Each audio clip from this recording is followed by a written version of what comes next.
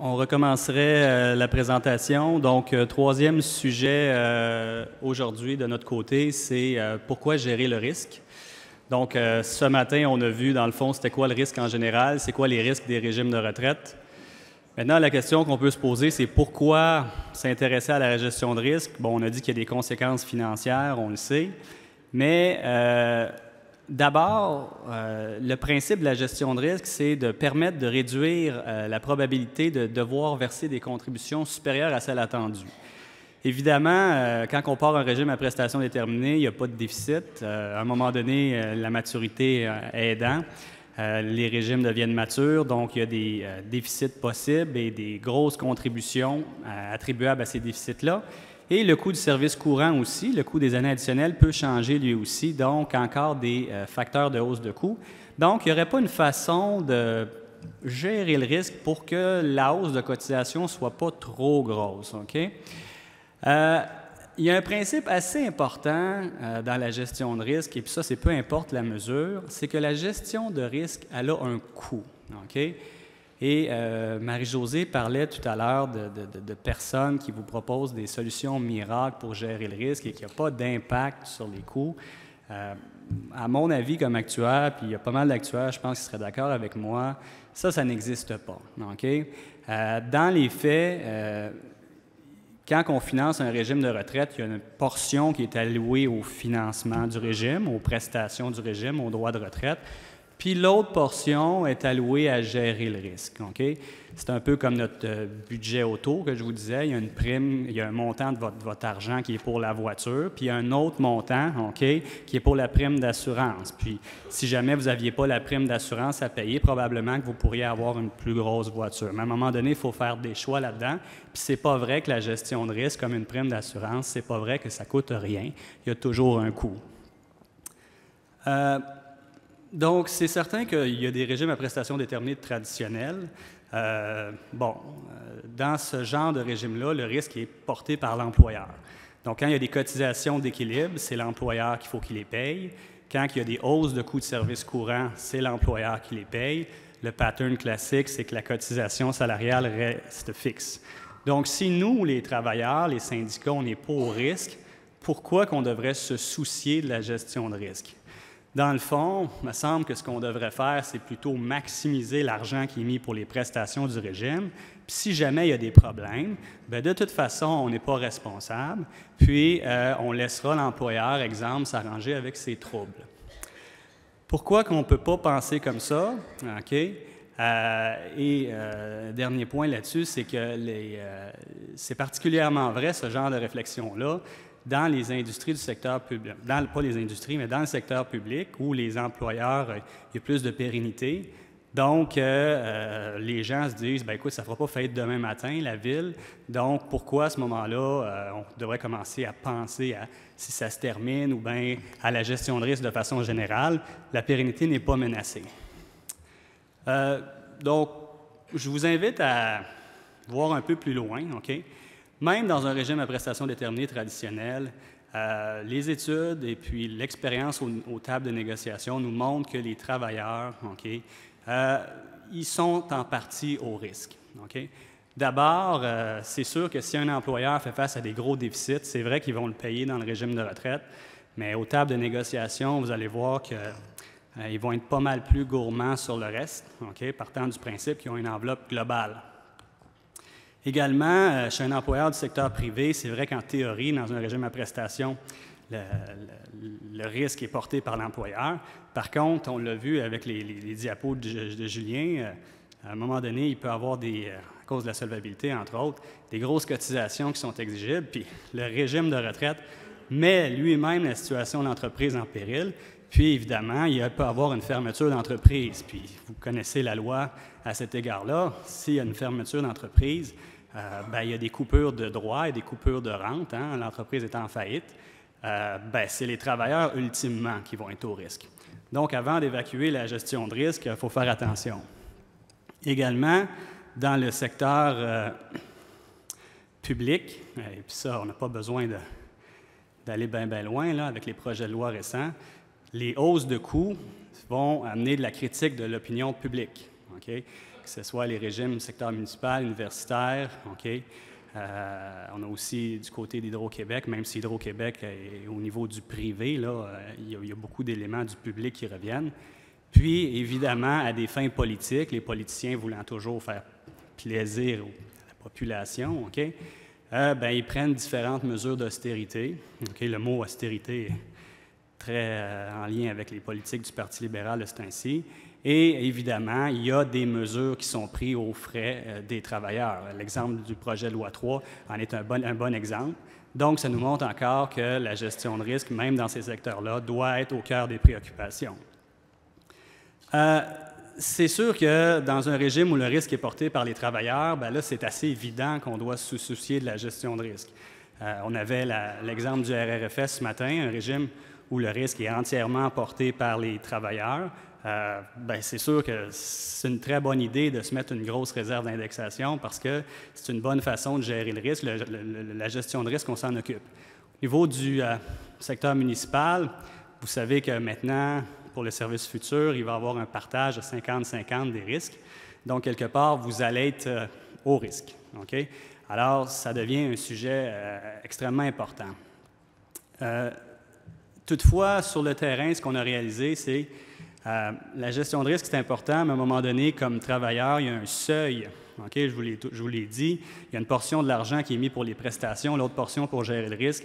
Il y a un montant maximum à un moment donné, là, okay? La ligne est dure à tracer, mais qui peut être mis pour la gestion de risque. À un moment donné, le monde veut qu'il reste des prestations avec l'argent.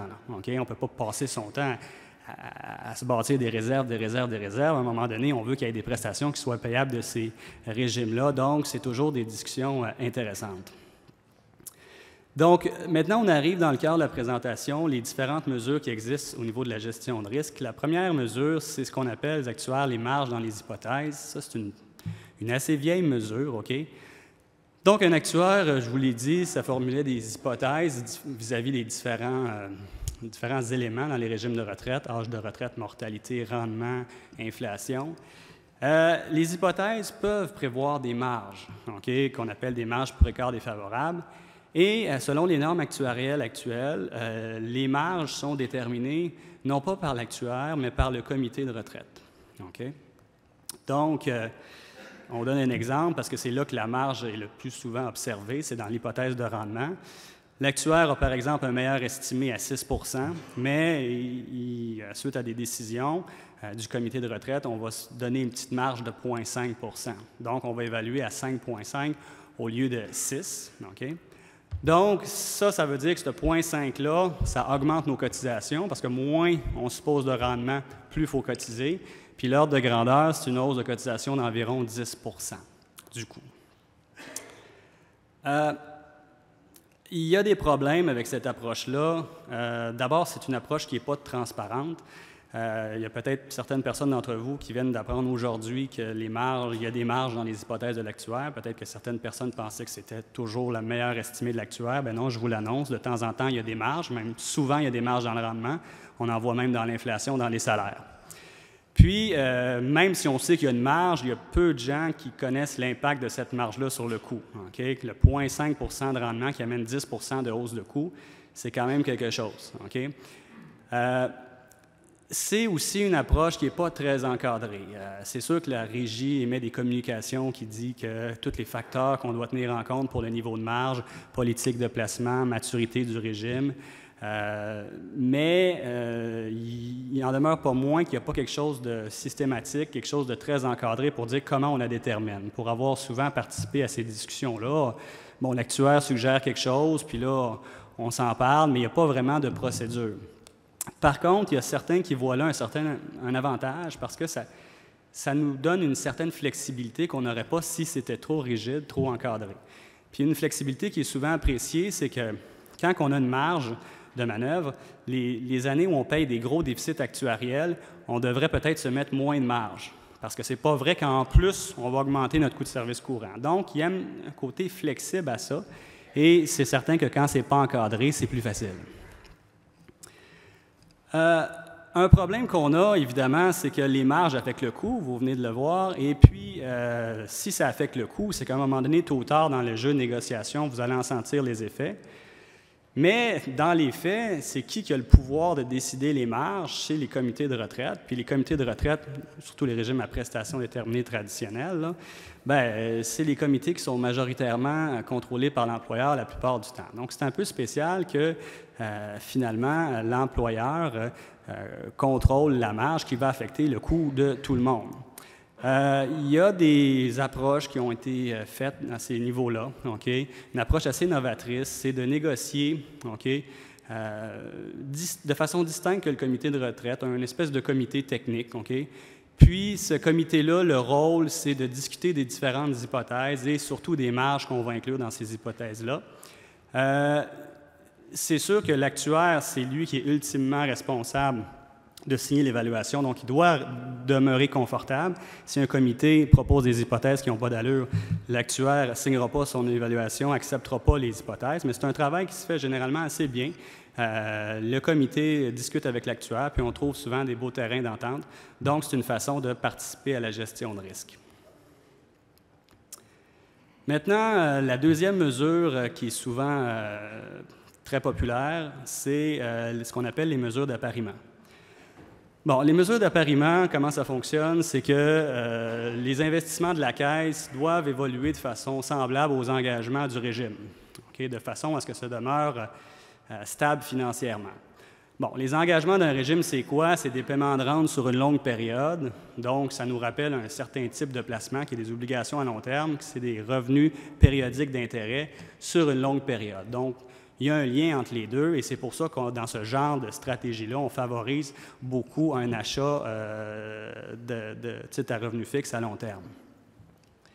Donc, le graphique simple de l'appariement, le tableau simple, c'est le suivant. Donc, je vous ai fait un régime qui a 5 millions d'actifs, 5 millions d'engagements, un déficit nul en situation initiale. Et puis, d'un côté, on regarde un actif investi à 60 % en actions, 40 % en obligations univers. Puis là, bang, on a une baisse des taux d'intérêt d'1 %. On a déjà vu ça, là, selon ce que Julien nous a montré tout à l'heure.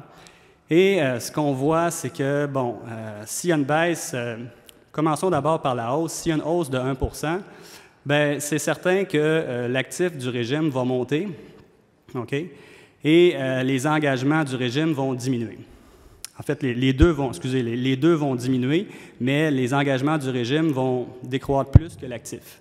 Et là, c'est super parce qu'on se ramasse en surplus, donc un 400 000 de surplus, c'est une excellente nouvelle. Mais ceux qui favorisent l'appariement sont plutôt pour l'autre scénario. C'est-à-dire que si jamais on a une baisse des taux d'intérêt de 1 %, qu'est-ce qui se passe? Bien là, d'un seul coup, quand on est investi à 60 % en actions, 40 % en obligations, bon, nos actifs montent, mais pas tout à fait assez. Notre passif, lui, va monter beaucoup. Et le résultat de ça, c'est qu'il y a un déficit de 400 000 $. Et c'est pas pour rien qu'il est en rouge, c'est que le but de l'appariement, c'est de se protéger contre ce risque-là. C'est certain qu'il y a beaucoup de discussions par rapport à ça, mais essentiellement, quand il y avait une base de solvabilité, c'est certain que le passif réagissait plus au taux d'intérêt. On l'a vu ce matin, la solvabilité, c'est directement lié au taux d'intérêt, alors que c'est moins évident en capitalisation. Mais ce qu'il faut retenir, c'est que quand les taux baissent, puis on n'est pas à parier, on est investi équilibré, bien, on peut faire face à des gros déficits. Alors que de l'autre côté, je vous ai présenté un actif à l'extrême qui était totalement investi en obligations à long terme. Bien, si jamais les taux montent, les taux d'intérêt montent, l'actif décroît, mais le passif décroît aussi, donc ça ne nous dérange pas pantoute. Mais à l'inverse, on est protégé contre le mauvais risque, c'est-à-dire que si les taux baissent, bien, le passif augmente, mais l'actif augmente de façon semblable, donc on est à parier, notre situation financière, elle est neutre, okay? On reste stable. Et les gens qui sont pour ces mesures-là, ce qu'ils disent, c'est que quand un régime, on l'a vu, c'est des grosses maturités, mais là, ce qui va se passer, c'est que, moi, je vous ai mis 400 000 comme ça, là, mais quand il y a une fluctuation puis on n'est pas à parier, il va y avoir des impacts extrêmement importants là, en pourcentage des salaires sur la cotisation. Bon. Alors, c'est une façon de gérer le risque. C'est certain que, généralement, bon, là, je vous ai présenté deux pôles, 60-40 puis 100 % à parier. Dans les faits, c'est plus graduel que ça. Les stratégies d'appariement se mettent en place avec l'augmentation des retraités. Okay? Pourquoi? Bien, des bonnes raisons, on vous l'a expliqué, c'est que plus il y a de retraités, plus le régime est important, les engagements du régime sont importants en pourcentage de la masse salariale, donc le régime est plus vulnérable au marché financier. C'est sûr qu'en 2015, il y a moyen de faire de l'appariement autrement qu'en achetant des obligations à long terme. Il y a toutes sortes de spécialistes de gestion d'actifs qui pourraient vous parler d'un paquet de produits dérivés qui existent, puis qui arrivent au même résultat, c'est-à-dire qu'on est capable d'adopter des positions, différentes positions sur des produits dérivés, puis qui nous, j'ai écrit expose, là, le terme n'est pas tout à fait juste. En fait, c'est qu'on suit le passif de la même façon que si on achetait en obligation long terme. Donc, on n'est plus obligé d'acheter physiquement des obligations long terme. On peut prendre des positions sur des produits dérivés qui nous permettent d'arriver au même résultat. Autre chose à dire sur l'appariement, c'est que c'est souvent implanté avec un certain jugement, okay? Donc avec des stratégies de déclencheurs. Donc, souvent, ce qu'on va se dire, c'est quand les taux d'intérêt arrivent à un certain niveau, bien, c'est là qu'on va commencer à parier, parce que là, de ce temps-ci, c'est 2,6, 2,7 %. C'est pas bien intéressant d'apparier. On va attendre que les taux obligataires montent un peu. Et l'appariement serait plus stratégique. Même chose au niveau du taux de capitalisation. Si vous avez un régime qui est capitalisé à 80 % ce qu'on vous a montré tout à l'heure sur la diapositive, c'est que l'appariement permet de préserver la situation financière. Donc, si vous appariez à 80 % vous allez préserver 80 % ce n'est pas nécessairement ça que vous voulez. Vous attendez d'être un petit peu plus élevé, puis par exemple, quand vous êtes à 100 % ou un peu moins que 100 %, bien là, on apparie, puis on élimine de cette façon-là la volatilité. Bon, c'est sûr qu'il y a l'achat de rente qui a été discuté, qui va être maintenant permis dans le privé avec un effet libératoire. Bien, l'achat de rente, dans le fond, c'est une espèce d'appariement idéal. Donc, le régime va payer une prime, OK? Et l'assureur va payer aux retraités la même rente qu'il recevait dans le régime. Dans les faits, on sait que l'assureur investit dans des obligations à long terme. Donc, ça revient indirectement à faire de l'appariement. En fait, c'est un appariement idéal. C'est un investissement, on peut le voir comme ça. Un investissement chez un assureur qui nous procure le même genre d'obligations qu'on avait avec ce retraité-là. Et pourquoi c'est très populaire, cette stratégie-là, c'est que ça libère du risque totalement. Le risque est rendu chez l'assureur durant la vie du régime. Par contre, la loi actuelle fait en sorte que si jamais un régime se termine puis il est en faillite, bien, même les rentes assurées, il y a peut-être des réductions qui sont envisagées. Dans les travaux du secteur privé, Serge en a glissé un mot, je pense, hier, il y a l'achat de rente qui est mis en place, mais avec plus aucun risque à la terminaison, donc le retraité resterait entièrement protégé. Mais ce n'est pas encore adopté dans la loi. Donc, c'est certain que c'est une stratégie là, qui est très intéressante pour diminuer la maturité du régime, hein, parce qu'on voit que c'est quand il y a beaucoup de retraités que le régime devient mature, devient dangereux en pourcentage des salaires, et quand on se libère comme ça du risque, bien, c'est certain qu'on diminue la maturité du régime. Bon, les problèmes de l'appariement, il n'y a pas juste des bonnes nouvelles avec ça. Bien, c'est certain que quand on investit en obligations à long terme, ça veut dire qu'on a un rendement attendu inférieur sur nos actifs. Ça augmente le coût du service courant. Okay? Et c'est particulièrement vrai là, dans notre contexte actuel où les obligations sont à des crues historiques. L'autre chose, c'est que là, d'un seul coup, on devient dépendant des rendements obligataires, puis c'est beaucoup moins stable qu'une hypothèse plus conventionnelle, 60-40. Là, on devient sujet au taux du jour. Donc, ça peut se promener et le taux et le coût du service courant peut donc se promener.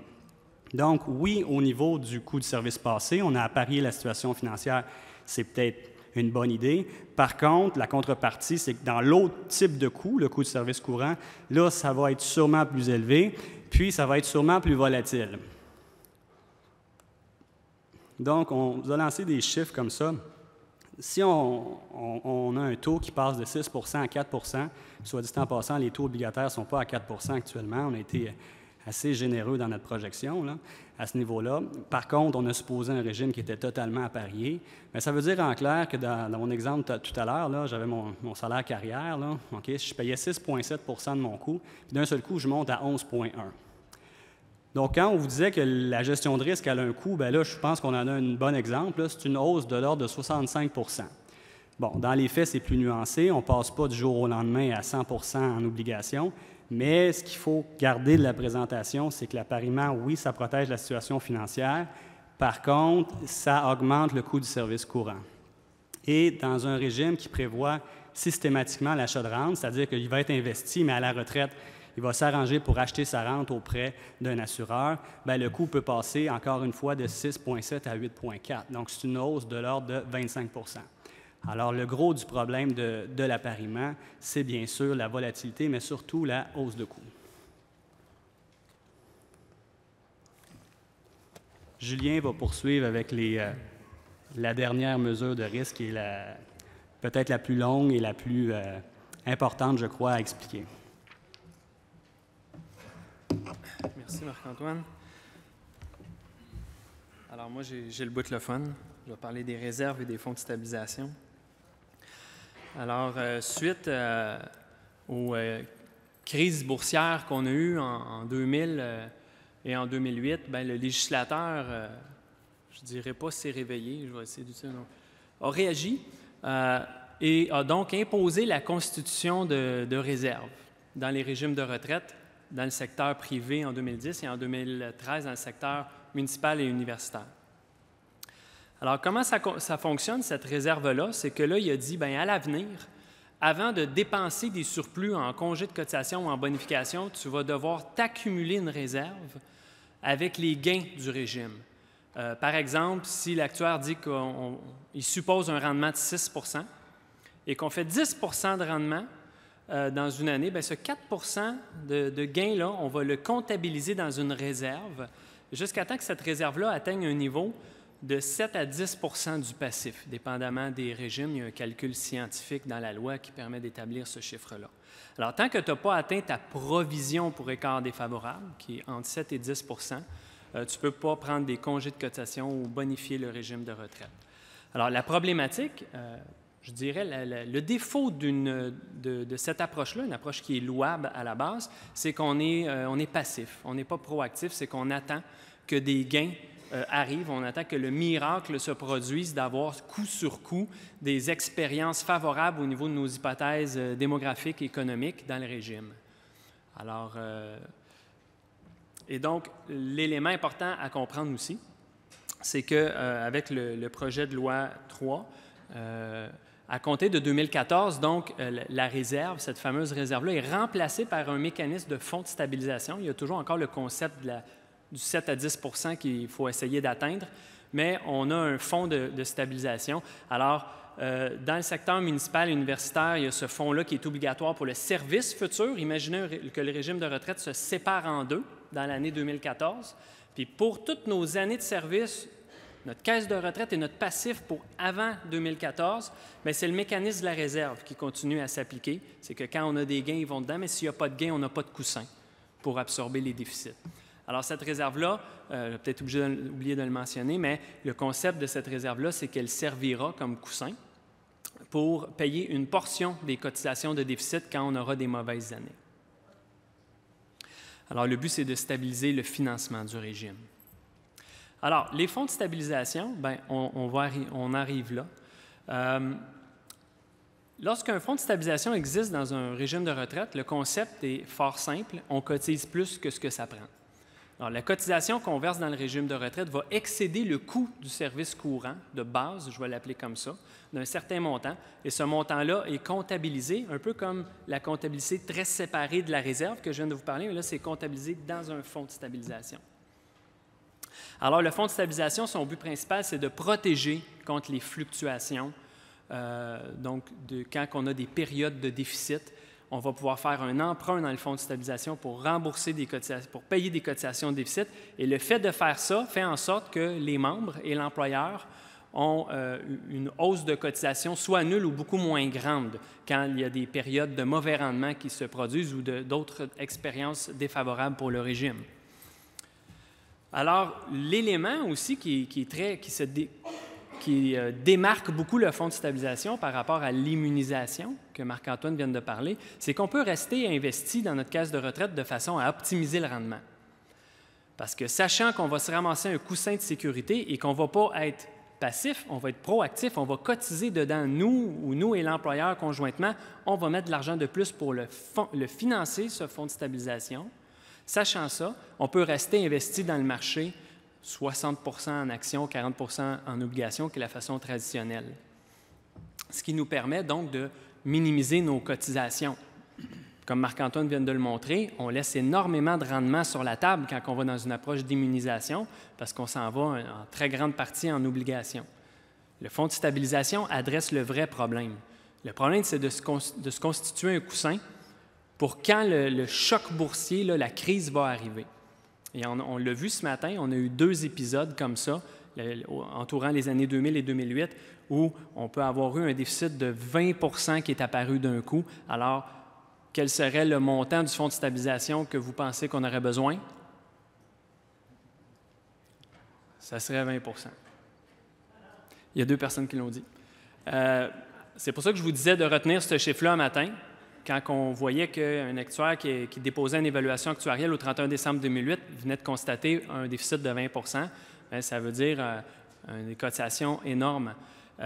Et si on avait un fonds de stabilisation à ce moment-là, si on avait pris ces mesures-là à l'époque, bien, le fonds de stabilisation aurait fondu cette année-là, on aurait continué à cotiser la même chose, nos cotisations auraient été stables, les nôtres et celles de l'employeur. Et dans les années qui ont suivi, vous avez vu que les rendements sont revenus. La bourse fait souvent ça, elle swing d'un bord et elle revient de l'autre dans les années qui suivent. Et là, on aurait pu reconstituer notre fonds de stabilisation avec les nouveaux gains qui seraient arrivés.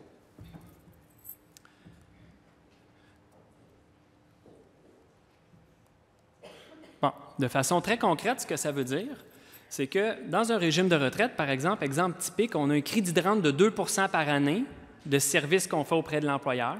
Ça donne, si on fait 30 années, bien, ça nous donne 60 % de remplacement de revenus. Alors, 2 % d'un salaire final moyen, et ça, bien, ça nous coûte 15 % de nos salaires pour financer ça dans notre régime de retraite. Chaque année de crédit de rente additionnel, 15 %. Et là, ce qu'on dit, le fonds de stabilisation, c'est que le bloc jaune, on va rajouter un financement additionnel. Comment on va le faire? Bien, on va estimer combien ça coûte de se payer une indexation, disons, de 2 % de nos prestations après la retraite. On va indexer les rentes de retraite de 2 % fixes, par exemple. Et ça, bien, ça va coûter 3 % de nos salaires.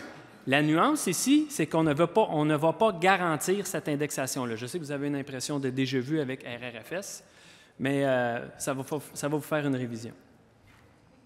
Alors, dans un cas comme ça, 3 sur 15, on a un fonds de stabilisation de 20 % qui est en train de se constituer. Donc, lorsque la situation financière du régime va le permettre, le fonds de stabilisation va pouvoir être utilisé pour donner de l'indexation. Il y a des règles qui vont s'établir au comité de retraite pour savoir quand est-ce qu'on donne l'indexation, comment on donne l'indexation. Et ce n'est peut-être pas de l'indexation qu'on veut donner. On pourrait aussi donner d'autres bonifications, je vais en parler tantôt. Si les hypothèses sont adéquates, il va y avoir de l'indexation. On a vu, les rendements vont être moins que 6 % certaines années, plus que 6 % d'autres années, mais en moyenne, on va avoir notre 6 %. Donc, temporairement, le fonds de stabilisation va peut-être fondre un peu, mais après ça, il va remonter avec d'autres gains qu'on va faire. Donc, à cause des fluctuations à court terme, ça se peut que l'indexation ne soit pas accordée. L'indexation, elle est conditionnelle. Puis quand on indexe aussi, on est prudent, on se donne des règles, et on va indexer pour les 3 prochaines années. Par exemple, on dépose une évaluation actuarielle, on se rend compte que notre fonds de stabilisation est peut-être à 80 % de notre cible, mais on s'est peut-être donné une cible de 75 % au comité de retraite. Alors à ce moment-là, on se dit, OK, on donne l'indexation des rentes qui sont en cours de paiement, mais seulement pour les 3 prochaines années. On ne dit pas aux retraités, on t'indexe ad vitam aeternam, parce que ça va bien. Pas du tout. Dans 3 ans, on va reprendre la photo du régime et si ça va bien, on redonnera de l'indexation. Alors, comment ça fonctionne pratico-pratique? Une façon d'intégrer un fonds de stabilisation dans un régime de retraite. L'exemple ici, le coût du régime, c'est 18 %. On décide ensemble, on prend cette décision-là de dire, OK, on va laisser aller une prestation de notre régime, par exemple ici, un peu drastique, là, mais on va passer l'âge de retraite sans pénalité de 60 à 63 ans. Ça ne veut pas dire que le monde ne pourra pas se retirer à 60, mais il y aura une pénalité. Alors ça nous fait réduire le coût courant de 3 %. Mais là, on dit, wow, minute, nous et l'employeur, nous allons continuer à mettre la même cotisation qu'avant. On va continuer à encore mettre 18 dans le régime, mais ce 3 %-là sera comptabilisé dans un fonds d'indexation. Et l'indexation appartient à qui? Elle appartient aux participants du régime. L'employeur n'a aucun droit là-dedans. Le seul droit qui existe, c'est le régime a le droit de faire un emprunt dans le fonds de stabilisation pour payer les cotisations d'équilibre temporairement. Et quand les gains se produisent, ça revient. Donc, ce qu'il y a de merveilleux dans ce concept de fonds de stabilisation-là, c'est que l'argent appartient toujours aux participants. On n'est pas en train de dire à l'employeur qu'on cède 3 % de nos salaires dans le coût courant. C'est qu'on prend un bout qui était dur et on le rend mou. Le bout qui reste dur, c'est le 15 % qui garantit ma rente viagère, qui, elle, ne sera jamais touchée, ma rente viagère de 2 %. Le bout qui est conditionnel, c'est pour aider le régime de retraite à passer dans des crises. Alors, c'est important de parler du règlement qui est survenu pour le secteur municipal et universitaire qui a été adopté en 2013. Alors, les fonds de stabilisation ne sont pas l'idée du législateur quand il a écrit le projet de loi 3. D'ailleurs, c'est probablement la seule bonne idée qui se retrouve dans le projet de loi 3, les fonds de stabilisation, et c'est une idée qui vient du monde syndical. Avant l'adoption en 2013 du règlement sur les fonds de stabilisation, il y avait déjà des groupes dans le municipal, surtout, qui avaient commencé à négocier l'instauration d'un fonds de stabilisation pour aider l'employeur à passer à travers les crises. Les travailleurs, les syndicats avaient déjà manifesté leur responsabilité dans les déficits, leur intention de rendre leur régime de retraite pérenne et de participer là-dedans en instaurant des fonds de stabilisation. Et donc, avant que la réglementation soit produite en décembre 2013, il y avait déjà des fonds de stabilisation qui étaient négociés, qui étaient en place et qui étaient en attente de cette réglementation-là. Alors, la réglementation est venue préciser le fonctionnement des fonds de stabilisation en établissant un concept très important, celui de la cloison. La cloison, c'est la date à laquelle on instaure le fonds de stabilisation. Par exemple, prenons l'année 2014.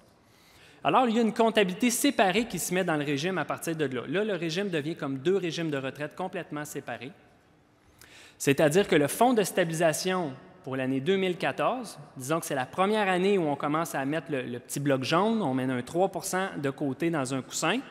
Ce coussin-là ne servira pas à payer les déficits sur les années passées du régime de retraite.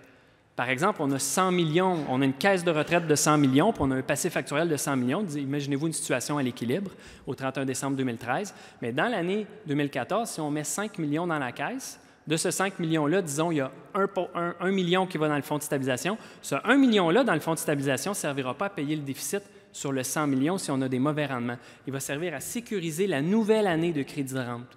Alors, il y a vraiment un concept d'équité ici qui a été introduit dans la réglementation.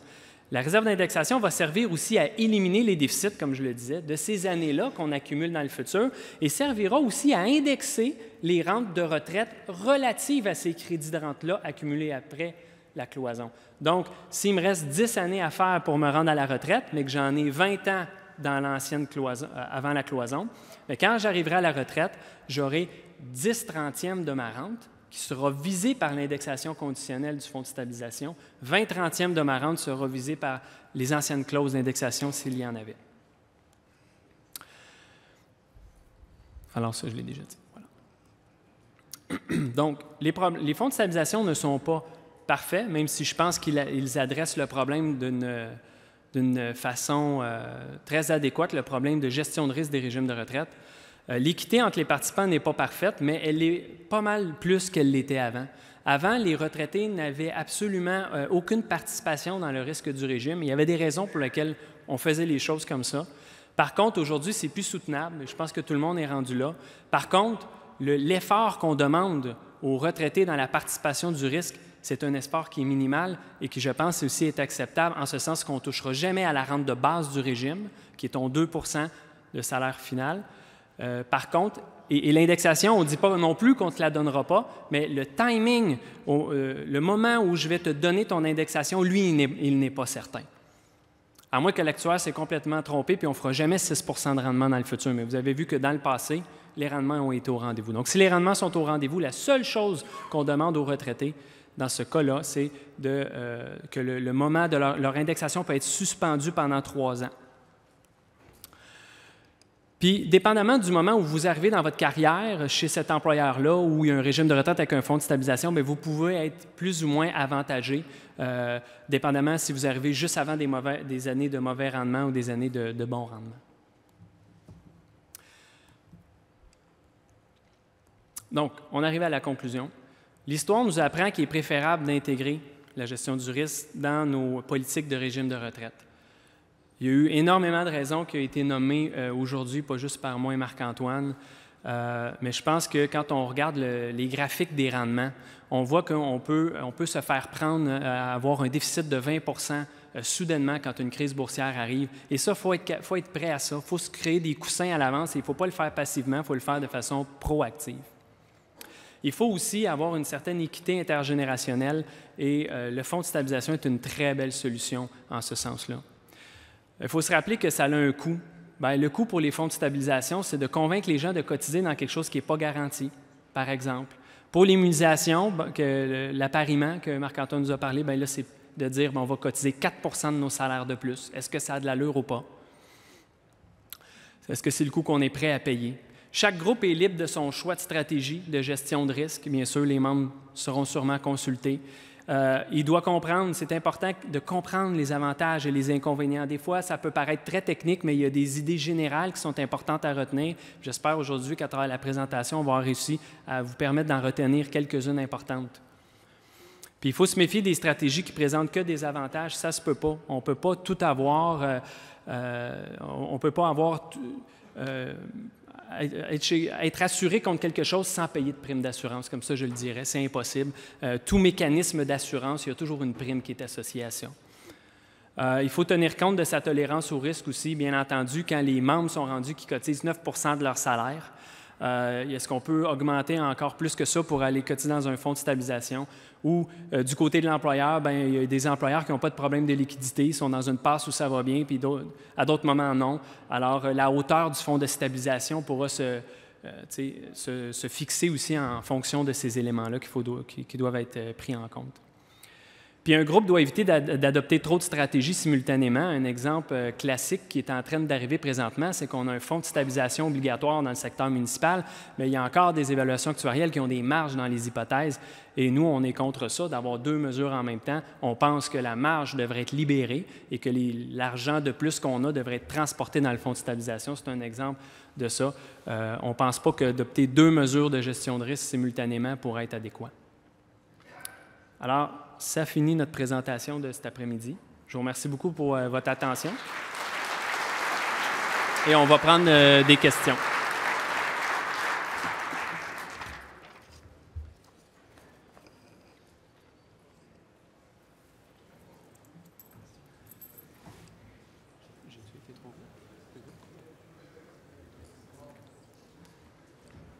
Oui, je vois quelqu'un ici à droite.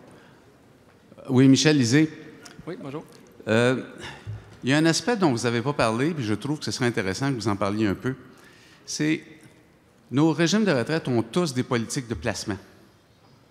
Puis curieusement, on se donne des politiques pour essayer de contrôler un environnement qu'on ne contrôle pas. La plupart des questions que vous avez dit, ce que ça soulève, c'est le grand intérêt pour un régime de retraite que de se donner une politique de financement puis d'utilisation des surplus dans laquelle toutes les questions que vous avez posées pourraient être mises à table, on les regarde, puis on essaie de trouver à la fin la combinaison des mesures de gestion du risque qui ont du sens dans notre cas.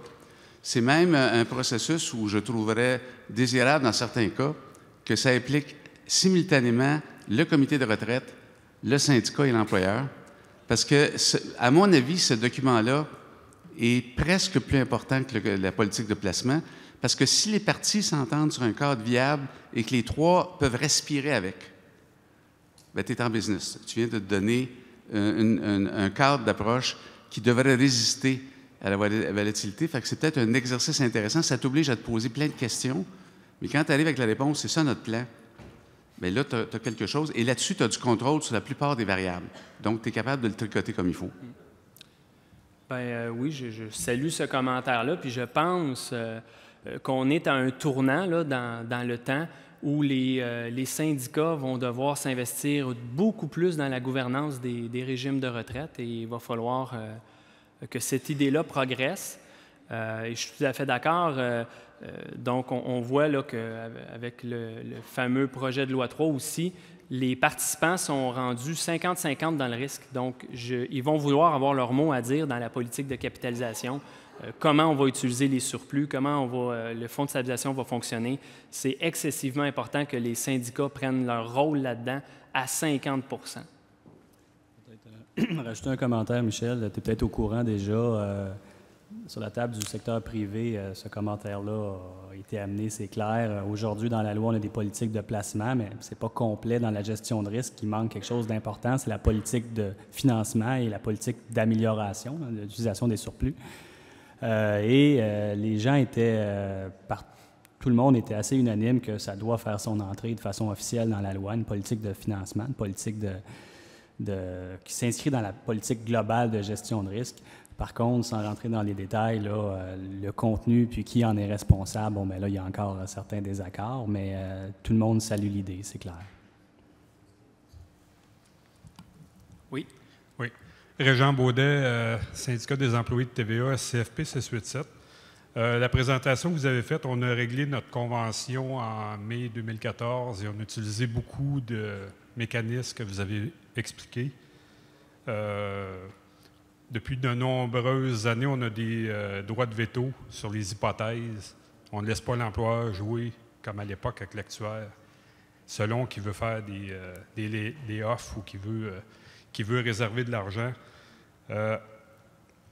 Vous avez parlé de plusieurs façons de gérer le risque. On est en train de mettre en place avec l'employeur, ça, c'était pas d'un égo, mais évidemment d'allonger éventuellement le portefeuille obligataire avec l'IGP, c'est un petit peu plus technique, avec l'aide de professionnels dans ce cas-là, mais c'est la même idée, mais de se faire un échéancier à mesure que les taux vont augmenter.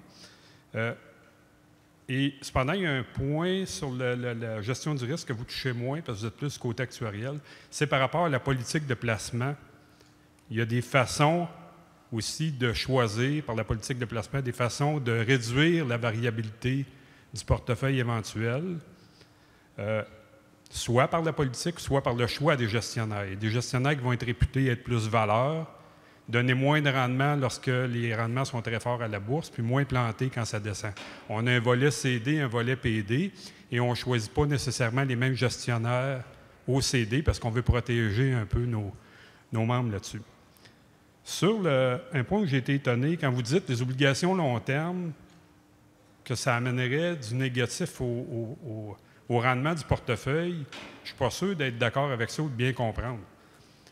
C'est sûr que là, dans le cadre où les taux sont historiquement les plus bas, c'est peut-être pas le moment de rallonger beaucoup, mais sur une vision long terme, d'avoir des obligations long terme, ça peut être très bon pour un portefeuille pour deux raisons. Les rendements des obligations sont meilleurs et deux, ils sont fortement non corrélés avec les actions.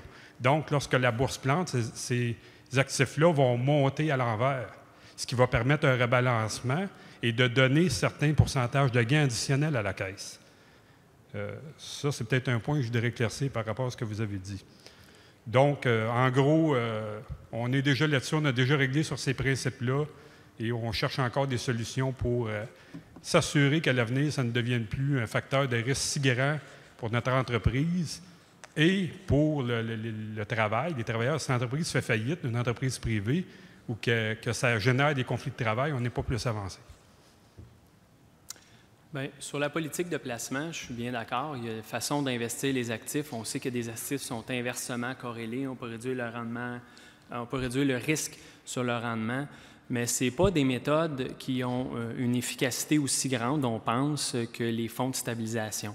C'est des méthodes qui ne fonctionnent pas du tout parfaitement. Et de toute façon, on peut vivre il n'y a pas juste le risque de rendement dans un régime de retraite, il y a bien d'autres éléments qui peuvent amener aussi des déficits dans un régime de retraite. Et pour répondre aussi sur l'appariement, les obligations, bien écoutez, l'équation est assez simple. Là. Une obligation, ça rapporte à peu près 2,5 à 3 %. Le marché boursier rapporte en moyenne 9-10 % historiquement. L'équation est assez simple à faire. Alors, en ce sens-là, je ne pense pas avoir à faire de preuves sur le fait que les obligations, plus on en a dans notre portefeuille, plus on laisse du rendement sur la table. C'est souhaitable parce que oui, il y a une certaine corrélation inverse avec le marché boursier, mais ça, regardez en 2008 ce qui est arrivé. Les taux ont baissé, puis la bourse a crashé en même temps. Là, les deux sont arrivés. Alors, on ne peut pas dire que c'est parfait, cette corrélation inverse. Je ne sais pas si tu veux rajouter quelque chose. Oui, bien, c'est ça. Le but de la présentation d'aujourd'hui, c'était surtout pour présenter les mesures de gestion de risque principales. Il y en a d'autres à l'intérieur des politiques de placement, c'est certain, plus microscopiques.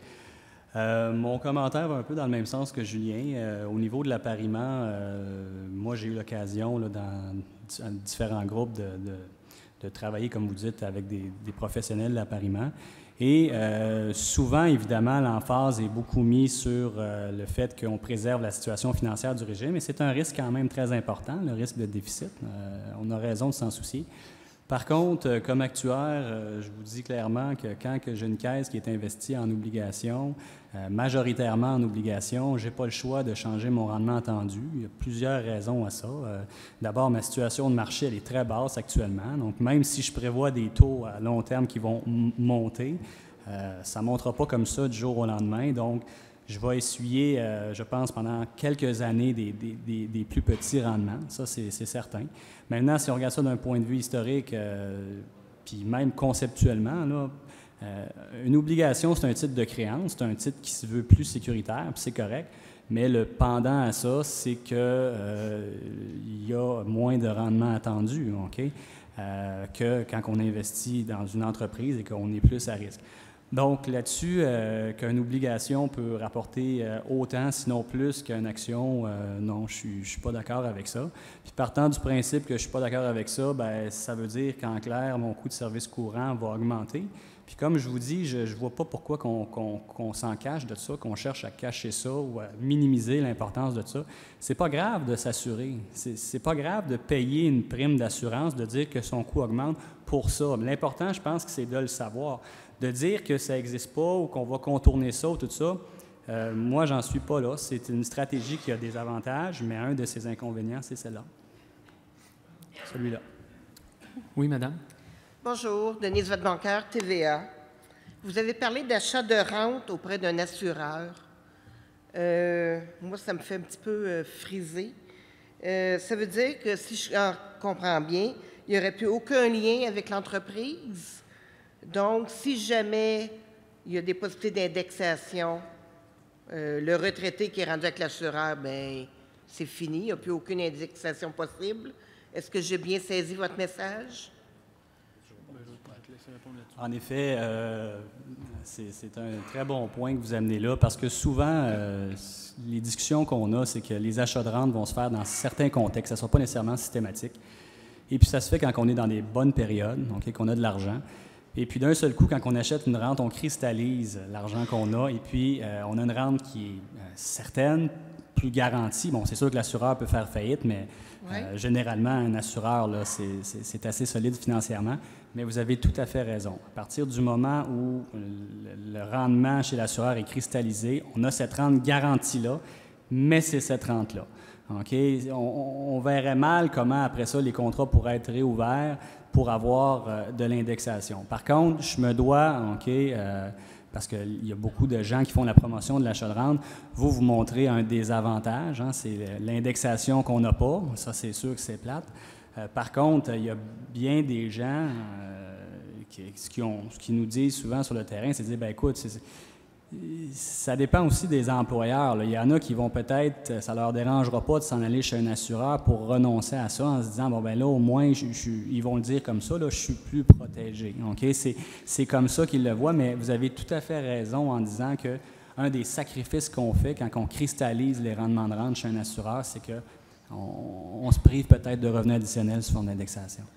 Parce que je ne vois pas en quoi une compagnie d'assurance est plus viable que n'importe quelle grosse entreprise. C'est connu, il y en a eu des entreprises en assurance qui ont fait faillite, la même chose. Bien, il y a des normes sévères là, au Canada là, en termes de réserve minimale que les assureurs... les gros assureurs au Canada, de façon générale, ne font pas faillite. Je ne pense pas que c'est là l'inquiétude. C'est le point que vous avez soulevé. Les retraités sortent de la caisse. C'est comme un choix de placement, d'immuniser cette portion-là de notre passif actuariel. Mais rappelez-vous qu'il y a des règles au Québec aussi qui disent que si le régime se termine en faillite, et on pourra aller rechercher dans les contrats de rente. Les retraités restent un peu quand même encore dans le risque de faillite. Alors, ils ne sont pas protégés contre tout en s'en allant dans un contrat assuré. Et est-ce que ça devient comme un projet de loi, que systématiquement, un jour, ça deviendra ça, ou ça demeure libre à chaque entreprise? Non, vraiment pas. Ça fait partie du coffre à outils. Les gens qui voudront acheter des rentes feront des politiques à ces égards-là, mais ça se peut qu'un régime de retraite ne veuille pas du tout choisir ce mécanisme-là. Alors, c'est pour ça qu'il faut être présent puis se dire, bon, bien, le mécanisme d'achat de rente, c'est-tu bon, c'est-tu pas bon, il va-tu, il va-tu pas, de faire le pour et le contre de ça. Ça ne sera pas imposé de façon obligatoire. Peut-être faire un bout de chemin, on en a parlé avec Serge hier, puis je l'ai redit tantôt, mais je voudrais être clair là-dessus, là. C'est qu'actuellement, ce n'est pas totalement libératoire. Donc, en cas de faillite, on rouvre les contrats de rente de ces gens-là pour les couper. Okay? Là, l'équité revient. Par contre, ce qui est proposé dans le secteur privé, c'est que ça soit là entièrement libératoire. Donc, les gens seraient coupés, ceux qui sont dans le régime, mais les gens assurés, eux autres, il n'y aurait pas d'impact. C'est ce qui est proposé. Un achat de rente plus libératoire. C'est le nouvel achat de rente là, qui s'en viendrait dans la législation. Parfait, merci. Oui, il y a quelqu'un au centre? Oui, Guy Deblois du SCFP. Moi, je veux parler à propos de la provision pour écart défavorable, là. Quand ça a été institué, bien, comme vous l'avez dit tantôt, c'était prévu de constituer une caisse de réserve à partir des surplus. Mais là, dans la loi 3, à l'automne, ce qui s'est passé, bien, le projet de loi 3, la loi 15, là, il y a toujours les numéros qui nous mêlent. Là, ils ont forcé les gens à considérer cet écart-là comme faisant partie du passif. Puis là, ils forcent les gens, dans le paiement des déficits, à payer cette partie-là. Ils l'ont ajouté par-dessus la capitalisation habituelle, là. Moi, c'est ce que j'ai compris. Ça a fait des bons débats.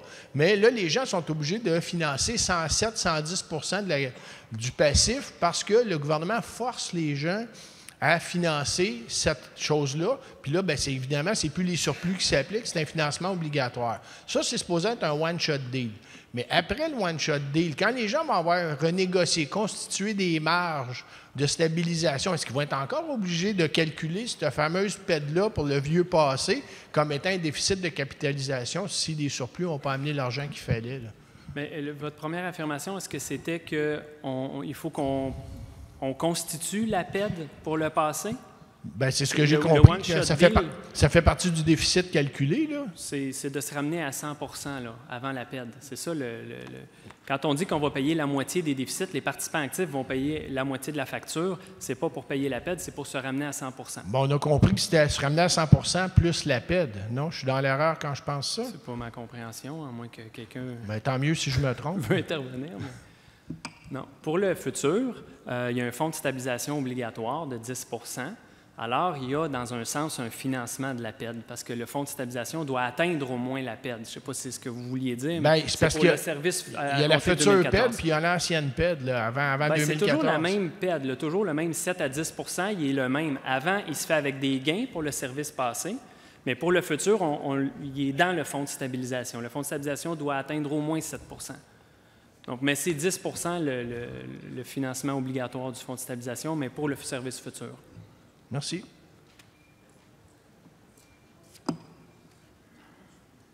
Je pense qu'il n'y a plus de questions. Marie-Josée, je te laisse la parole. Juste une petite seconde, s'il vous plaît. Patrice Poulain, je suis du transport en commun à Sherbrooke. J'aimerais savoir, est-ce qu'il y a un maximum à la réserve au niveau municipal? Et aussi, est-ce que l'employeur peut prendre congé de cotisation s'il y a un maximum qui est atteint? Pardon? Les règles avant 2014, ce sont les mêmes règles qu'avant. Donc, l'employeur peut financer la moitié de ses cotisations de déficit avec la réserve. Et la réserve, elle doit atteindre au minimum 7 à 10 avant qu'on puisse prendre un congé de cotisation ou des bonifications du régime. Alors, monsieur, vous êtes parti, mais je ne sais pas si ça répondait à votre question. 20 %? OK. Peut-être que je comprends autre chose. Là, il y a la règle fiscale. Pour le service futur, il n'y a plus de congé de cotisation possible. Alors, après la cloison, si on veut, là on parle de projet de loi 3 encore. Donc, il n'y aura plus de congé de cotisation possible. Alors, il y a des règles dans la loi qui priorisent les utilisations de surplus, mais il faut quand même se rappeler qu'on a la règle fiscale qui était 20 % avant, qui est là maintenant à 25 %. Bien, ça, c'est encore là. Quand le régime de retraite aura 25 % de surplus, bien là, il pourra y avoir un congé de cotisation dans cette seule situation-là.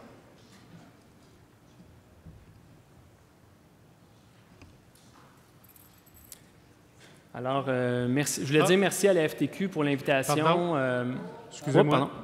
Excusez-moi, pardon. Pierre Brabant, SCFP 2168, les Repentigny. Peut-être juste une question en marge de votre présentation. Je sais que ça ne touchait pas directement, je suis peut-être à côté. Les règles au niveau de la comptabilité distincte. On sait que ça a été parlé un peu dans le cadre du projet de loi 3, loi 15. C'est un des problèmes qu'on a chez nous parce qu'on a des comptabilités distinctes. Les comptabilités distinctes ne sont pas reconnues pleinement par la Régie des rentes. À votre avis ou à votre niveau, qu'est-ce qui fait que la Régie des rentes ne veut pas reconnaître les comptabilités distinctes? Parce que de notre côté, on aimerait ça amener dans les instances une démarche pour faire en sorte de demander aux élus de l'Assemblée nationale de la reconnaître, mais selon l'information que vous avez, parce que tant que ça ne sera pas reconnu pleinement, ça va engendrer des scissions. On n'aura pas le choix de passer par la scission, évidemment, si on veut se protéger avec le fonds de stable. Mais d'un autre côté, ça va amener une complexité d'un part et d'autre. Est-ce que vous parlez de comptabilité distincte à partir du moment où le projet de loi s'applique dans le futur ou une comptabilité distincte au fin de savoir quelle facture on paye chacun des groupes dans le régime? Parce que ça, la Régie des rentes, dans le fond, sa logique, c'est de dire s'il y en avait une comptabilité distincte, bien, entendez-vous ensemble, mais vous pouvez continuer à l'appliquer pour savoir combien chacun vous allez payer de factures. Mais elle, la Régie, ce qui l'intéresse, c'est que le régime soit capitalisé à 100 % après ça. Là. Quand chacun va payer sa facture, elle le regarde globalement, mais vous avez le droit, s'il y avait une comptabilité distincte qui existait, de l'appliquer. Il faut que les groupes s'entendent là-dessus. Mais pour le futur, c'est autre chose. Il peut y avoir des groupes où il n'y avait pas de comptabilité distincte avant. Ils vont vouloir en mettre une dans le futur parce qu'ils partagent le coût avec l'employeur. Et ils ne vont peut-être pas avoir restructuré leur service futur tout de la même façon.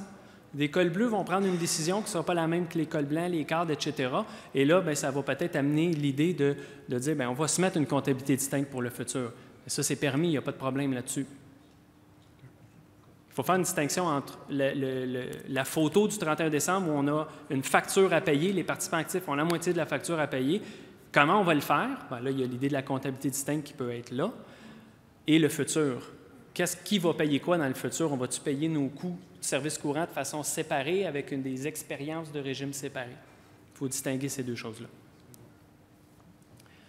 Alors, j'en profite de la fin de la conférence pour dire merci à la FTQ et à Marie-Josée de la confiance et de l'invitation qu'ils ont faite au service actuariel ESSAI. Merci Marie-Josée.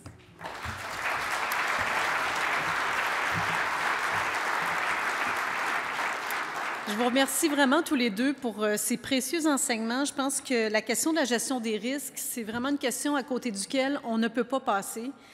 C'est fondamental. Puis avec la présentation que vous avez eue hier au niveau de ce qui se passe au niveau des forums du secteur privé, bien, on voit que tout est en train de changer. On est en train de voir que le financement des régimes de retraite va être complètement différent de ce qu'on connaît. Et malgré tout, même si la majorité des actuaires sont déjà au courant de ça, bien, en tout cas, des firmes d'actuaires, vous en connaissez autant que moi, là, mais il y a toujours des firmes d'actuaires qui continuent à faire la promotion de l'appariement actif-passif dans des contextes, en parlant tout simplement de la volatilité de la cotisation, en parlant de la solvabilité, tout en sachant que la solvabilité va disparaître. Donc, à la FTQ, en tout cas, on a une certaine préoccupation par rapport à ça et on trouvait important d'aborder ce sujet-là avec vous aujourd'hui, en espérant que ça va vous aider à avoir des discussions à l'intérieur, surtout pour les gens qui siègent sur les comités de retraite, à avoir des discussions à l'intérieur des comités de retraite. Je vous invite vraiment à le faire parce que c'est une question qui est fondamentale pour les années qui viennent. Probablement que vous allez être amenés à revoir vos régimes de retraite, à restructurer, redéfinir beaucoup d'éléments. de définir des politiques de financement, revoir vos politiques de placement en regard des modifications législatives qui s'en viennent. Donc, il va falloir rester au fait. Vous avez beaucoup de défis devant vous dans l'année qui vient ou dans les 2 prochaines années qui s'en viennent. Alors, merci beaucoup à nos deux amis de SAI pour votre présentation.